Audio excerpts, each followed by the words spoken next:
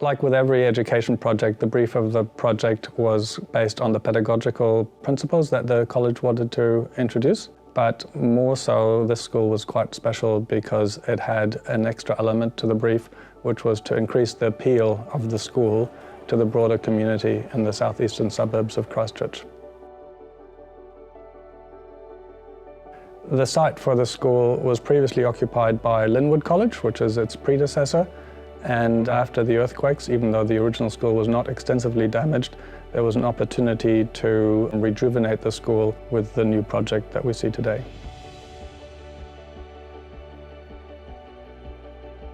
When thinking about materialities at schools, there's always two aspects. One is there needs to be a certain level of robustness, and the other is about a sense of warmth, a sense of welcoming. And so both of those informed the choices of the materials. At ground level, there's extensive use of glazing to reinforce the linkage between the interior and exterior learning spaces. And then on the upper levels, the predominant material is a fibre cement cladding system from Equitone, which was provided by Simonite. Every building is color-coded. Every building has certain color assigned. So gymnasium is yellow, multipurpose hall is teal, creativity and innovation is blue, and learning hub is green, which helps orientation within the college for the students and for the visitors. For me, the favorite part of the project really are the outdoor spaces that are formed by the placement of the individual buildings and the central courtyard that is anchored by the whare.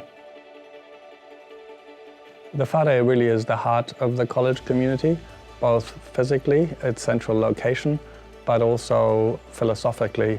It reflects the college's relationship with Mana Whenua, who gifted the college the name Te Aratai, Pathway to the Sea.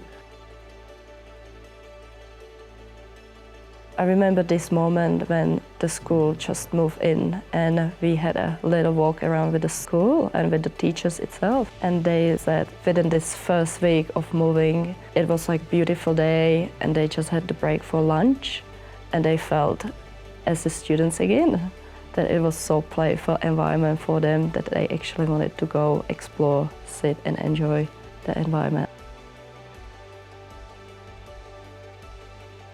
But the most satisfying thing about this project for us to date has been seeing the roll growth from 650 students prior to the rebuild of the college grow to 850, and the college already needing to think about the next stages because of the popularity of the school in its community.